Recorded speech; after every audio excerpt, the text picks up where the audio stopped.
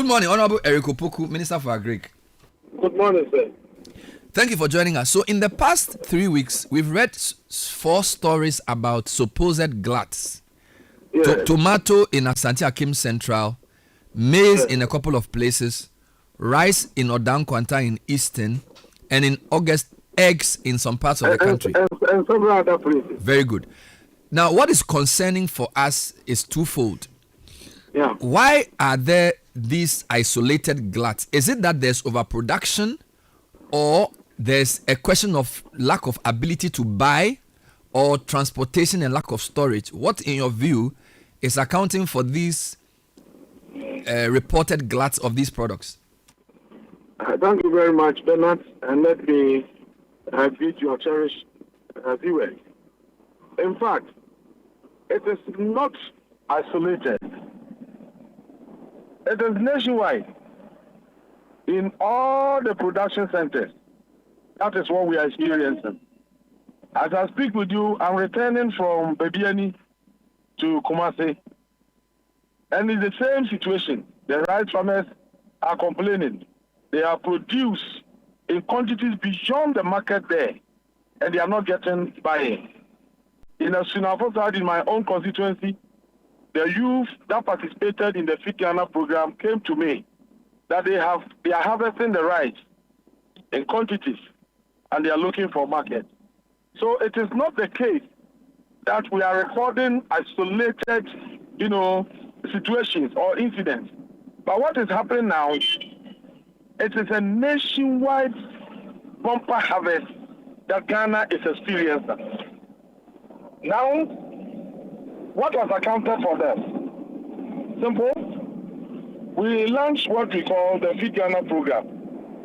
The first leg of the Feed Ghana program is a campaign for mass participation in the program. We campaign that individual households must have backyard gardens. We campaign that secondary schools must have school farms. And then from the beginning of the campaign up to today, we have on record 129 secondary schools participating. We also campaign for churches and faith-based organizations to also participate in the program. We have records of churches participating, some issuing instructions to their branches to take advantage of the fertile soil of our land to also produce something. We have also advocated that state agencies must also engage in the program. They are all participating. And you must understand that the agricultural space is dominated, it's entirely private sector led. And so when government creates that congenial atmosphere for the private sector to take advantage of, certainly we are likely to see some of these things. And let me agree that this year, the weather has also been very, very favorable. And so the result of all these things should be bumper harvest, which we anticipated at the beginning of the program.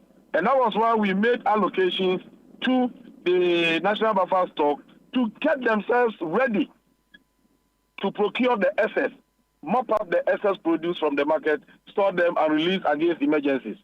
Now your question relates to the price, eh? I think you asked about the price. I'm not even gotten to the price yet. First, I wanted for you to establish that there was actually a nationwide glut, because I have just read 4 stories. Now you are saying that one is not contestable. It is something that nobody can contest. No. Because, Bernard, you know we have 2 farming seasons. In the southern sector, they start their farming season from March, and then they harvest around this period. The northern sector, they start their season from May, June, and then harvest November, December. What we are seeing now is just the harvest from the southern sector. Very soon, the northern sector harvest will kick in, and then it is going to be serious. Well, the figures we have indicate that the number of people participating in agriculture in this country has increased significantly. We have a lot of our youth participating, and even journalists participating, footballers, everybody. Agriculture is now the cynosure of our country. Everybody is talking about, and everybody is participating. So certainly, we are going to have some of these things happening. That one nobody can dispute. Of course, I'm sure later on you will give us the figures so we will see how big the glut is. The second question, though, is if there's such a glut, why are food prices still so expensive? I think today we saw a story in the High Street Journal which says the basic cost of these food items is not coming down. So if there's so much overproduction, why are the prices still so high? Now, let me explain this. The Ghana Statistical Service, in January 2023, indicated that food inflation, that's the rate at which food prices were going up at that time, was 61%. In September 2024, it dropped to 22.1%. In January 2025, it rose to 23.8%.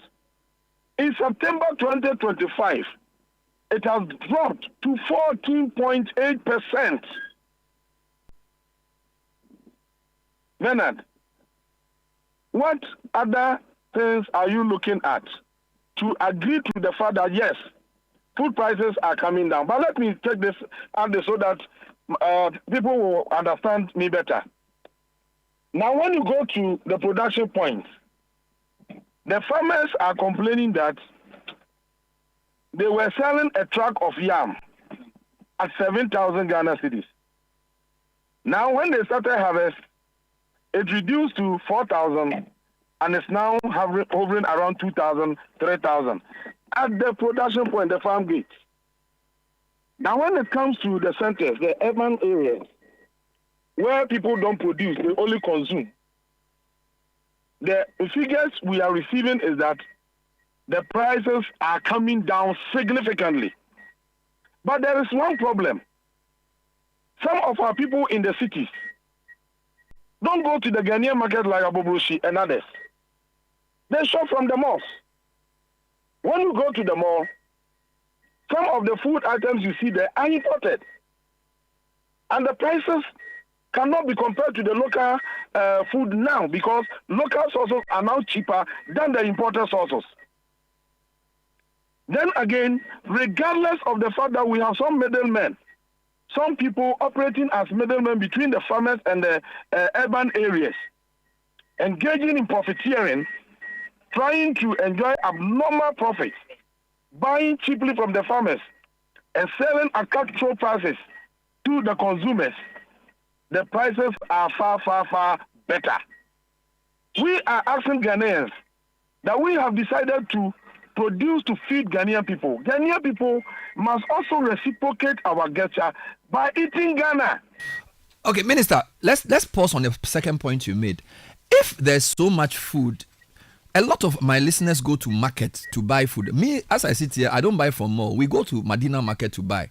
We would have seen it. So if you say one of the reasons why the prices may be high is the choice of where to buy, I think most Ghanaians still go to markets to buy food. And if there's a glut, we will actually see it in the market. If you go to the market to buy tomato, you appreciate that the price has come down.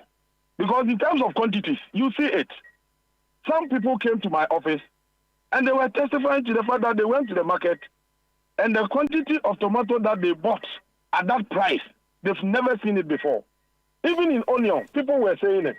Plantain everywhere. I'm getting to Kumasi. What about maize? What about maize and rice? The price of maize has fallen so significantly to the extent that when it was 1,400 last year, now we are selling at 500, 400.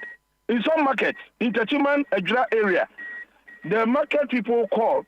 The farmers were saying that they are now selling below 400. And then we said, no, that shouldn't be. Then we should work to bring the price down. I have some colleagues, members of parliament, who are into the maize business. They procured the maize last year.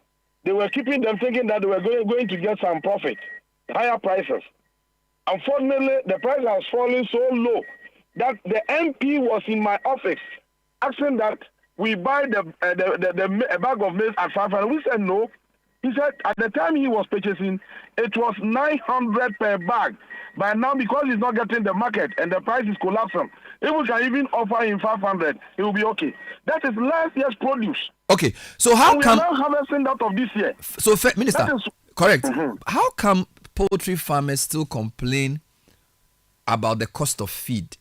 Is it that we are producing the maize that we eat and not the ones that the poultry farmers use? Because if maize is in such a glut, it should affect because maize is the bulk component of the poultry feed. You see, we are now harvesting, and then the poultry farmers, what they use to prepare the feed, they use the dried properly, the thoroughly dried one.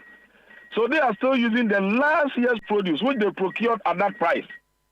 Now looking at what we have now, and the price at which the maize is being sold, certainly when they produce next year, it will bring the feed down. And we are also coming out with a lot of strategies.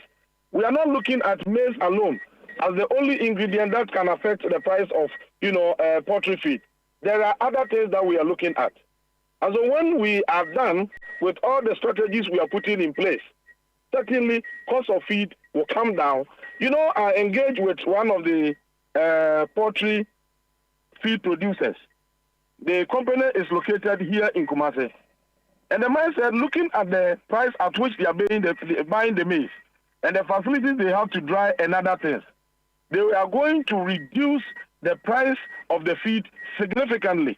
And we have even engaged them to produce for us and then emboss on them and Ngokon Kitinkiti feed so that we can distribute to people who are participating in the Ngokon Kitinkiti project. So Bernard, let us first understand that we have not seen this before. It's a blessing to this nation. Well, sometimes some things emerge. We must sustain it before we can start. This year, Minister, yourself, you participated in the campaign.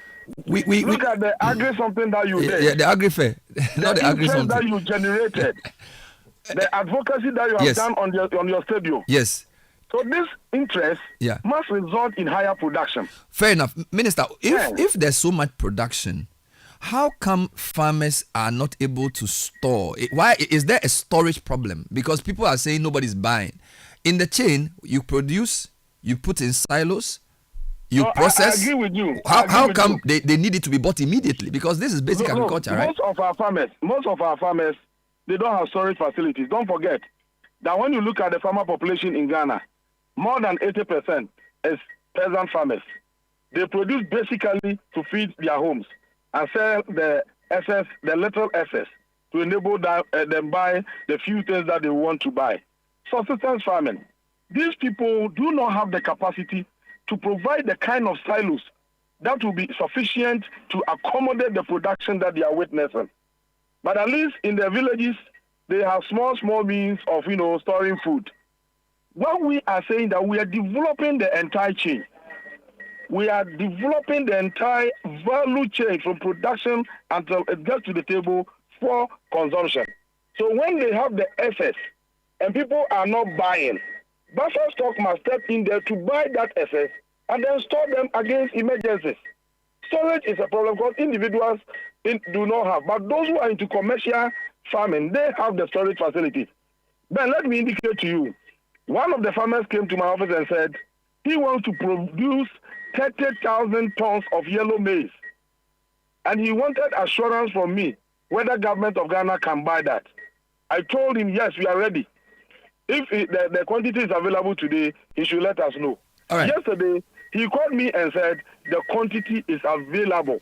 And I've provided his number and details to the buffer store for them to move in there immediately to procure those quantities. Minister. So these are some of the things that we should anticipate. Fair enough. We haven't developed our agriculture to its fullest. We are still developing, and we have to do this together. But it's an indication that don't look at it as a challenge alone. It is also an opportunity for investment. Very good. If we don't have storage facilities, can Bernard and others advocate for interested business guys, prospective business guys to also participate in that area, put up storage facilities like a colleague of mine is doing in the Bono region? We can do that. All right, Minister, two points, and thank you so much for your time. Last year, we had a dry spell, 2024, which gripped at least 8 of our 16 regions. So it means that our harvested maize for last year was much lower than anticipated. So we need to put this year's production in context compared to last year, because we had a dry spell last year and you had good weather this year, and your government programs have increased production, we must look at the bump in production from the context of the dry spell last year. Because last year was not a normal year. That's point number one. Number two, because of the dry spell, there was a lot of imports. In fact, one report says Ghana's grain imports are projected to rise to 67% in 2025-2026 to ostensibly make up for the shortage of 2024. That is excellent. Good. Is excellent. So if you are importing much more maize in a time where people are producing more, you know that somehow the imports are able to be cheaper than the local producers for some reason. No. So maybe one of the reasons why the farmers are struggling is that maybe for rice, for example, the imports are much cheaper, and therefore people cannot patronize the local one, and this could translate to others as well. So the question of the imports should also be seriously looked at. I agree with you that last year, because of the dry spell, there were a lot of import of rice and maize into the country. But don't forget that last year, the exchange rate was higher. So regardless of the fact that they were waiving taxes on those imports to make up for the shortfall, prices of those items are still high. They are higher compared to what we are harvesting now. Now, in the case of the rice and other things that you talk about, we distributed rice seed to our farmers across the country free of charge. It was a deliberate intervention to increase rice production. In fact, in all the communities I have visited, what they tell me is that the type of rice we gave them has been the best, and they want us to give them more. Now, and then also because of the campaign, I've told you earlier on that many young people, men and women, boys and girls, have participated in the space, and they are producing in those quantities. Today, I can confirm to you that the price of local rice is cheaper than the imported one in our market. But then, Ghanaians must understand this.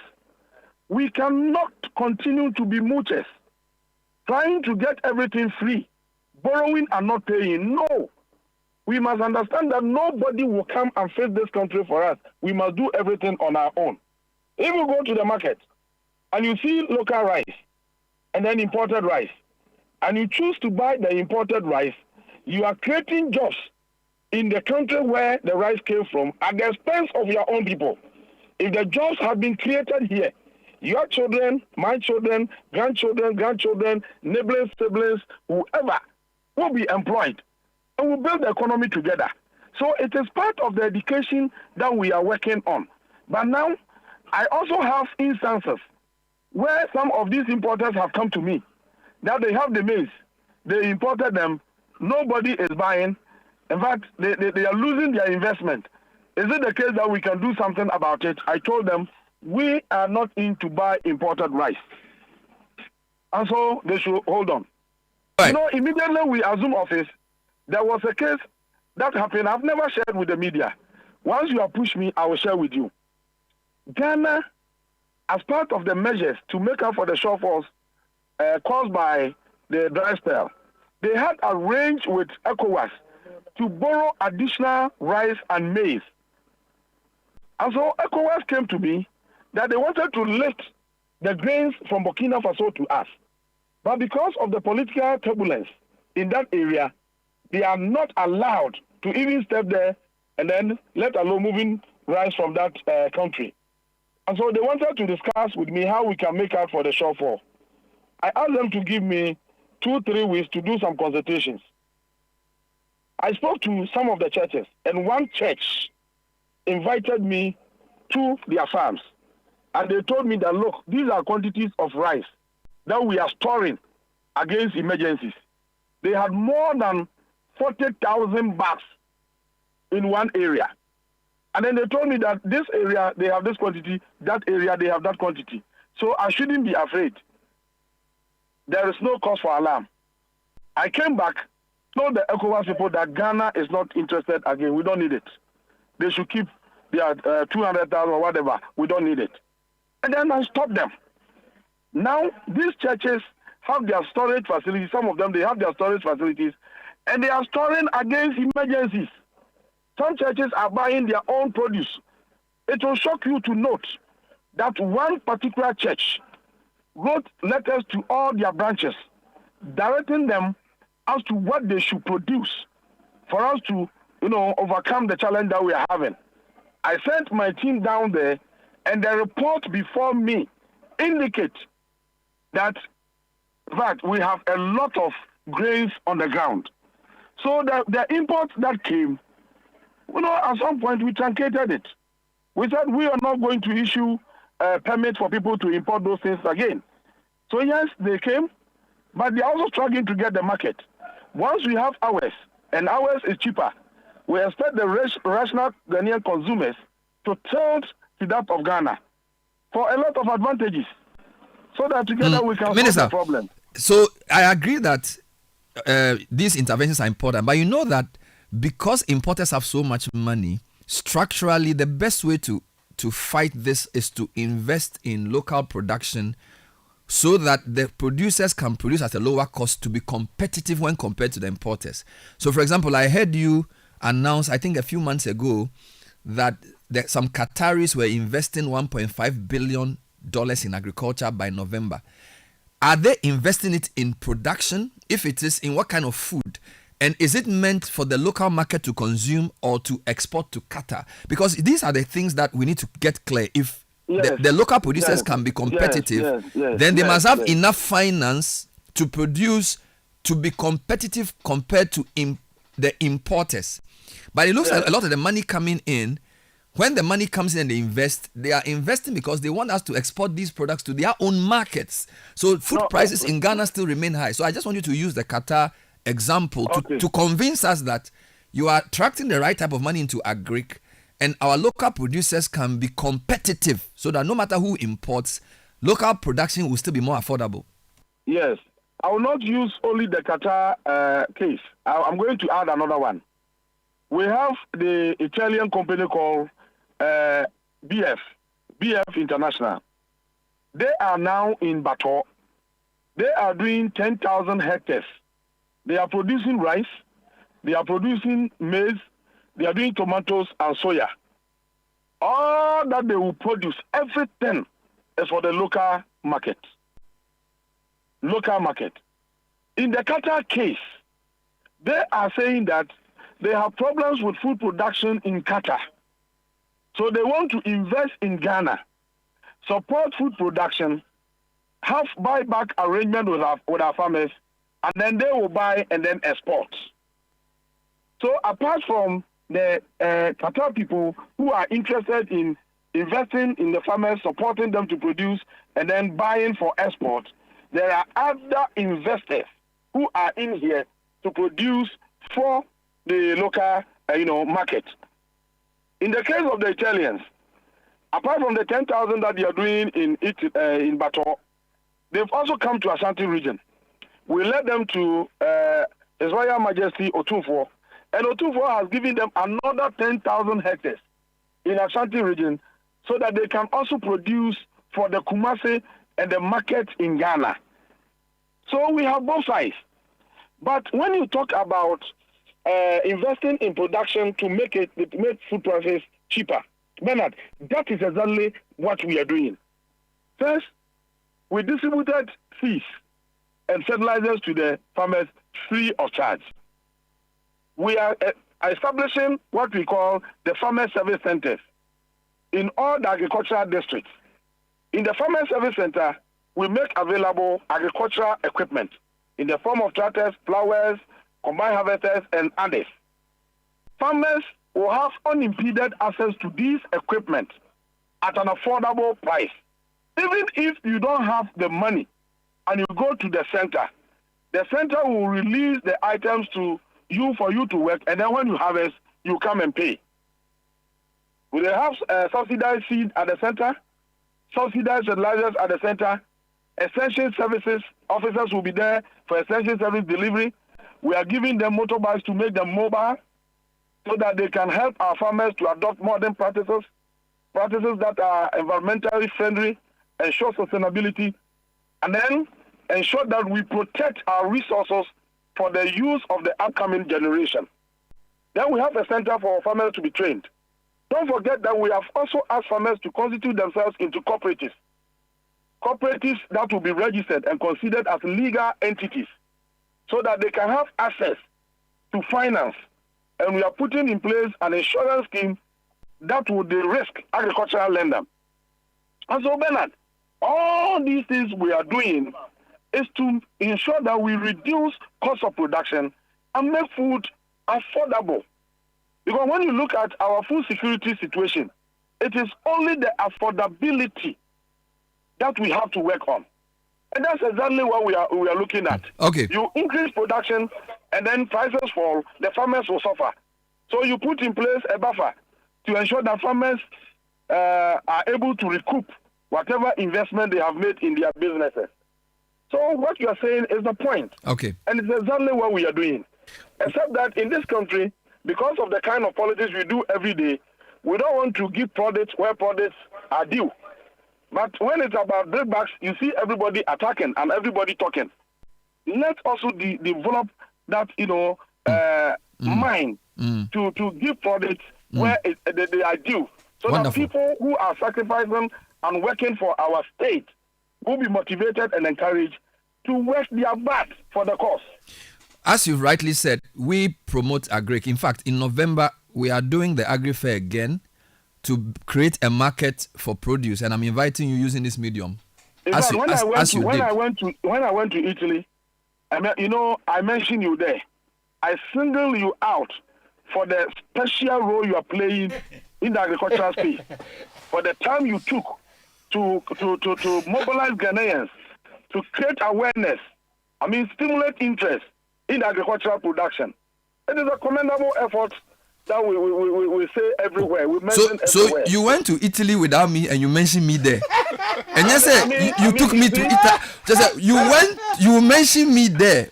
So I was here and you were there. And you were mentioning me there. And you said you took me there to show my face. Bernard, I didn't take you there, but I mentioned you there. It means that you are working for the people. Because even after you are deaf, your legacy will linger on. Ayo. And that is most important. No, you're a big man. So I'll see you in November again to do part 2 of the Agri Fair. We will push Agric by all means. Thank you. That was Minister Agric Opoku.